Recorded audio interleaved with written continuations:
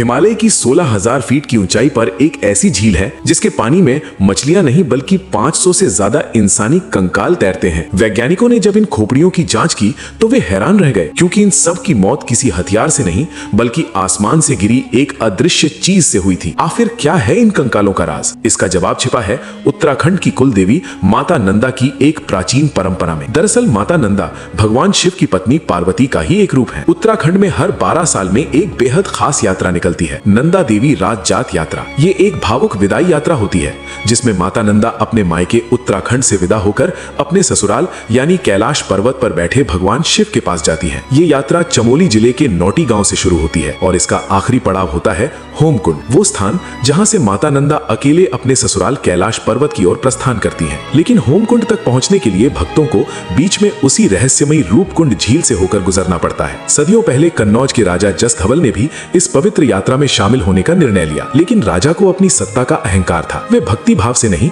बल्कि पिकनिक मनाने के अंदाज में यात्रा पर निकले। नियमों को तोड़ते हुए वे अपने साथ गर्भवती रानी, नाचने गाने वाली नर्तकियां और जोर जोर से बजते ढोल नगाड़े लेकर पहाड़ों पर चढ़ने लगे। माता नंदा अपनी विदाई के समय ये अपमान और शोर शराबा सहन नहीं कर पाई। जैसे ही राजा का काफिला रूपकुंड झील के पास पहुंचा, देवी का प्रकोप टूट पड़ा। अचानक आसमान काला हो गया। बारिश नहीं बल्कि लोहे जैसे सख्त और भारी ओले गिरने लगे। वे ओले क्रिकेट की गेंद जितने बड़े और भारी थे। वहां छिपने की कोई जगह नहीं थी। वे ओले सीधे राजा, रानी और उनकी सेना के सिर पर गिरने लगे। देखते ही देखते राजा, रानी और उनके लगभग 500 साथी वहीं बर्फ में दफन हो गए। सैकड़ों साल बाद जब 1942 में वहां की बर्फ पिघली तो पूरी दुनिया ने देखा कि झील कंकालों से भरी पड़ी है। जब फॉरेंसिक जांच की गई तो वैज्ञानिकों ने पुष्टि की कि सभी खोपड़ियों में ऊपर की ओर दरारें थीं, जो किसी भारी गोल वस्तु जैसे बड़े ओलों के ऊपर से गिरने के कारण ही हो सकती थीं। ये झील आज भी इस बात की गवाह है कि कुदरत और ईश्वर के नियमों को तोड़ने का अंजाम क्या होता है। कमेंट में जय माता दी जरूर लिखें।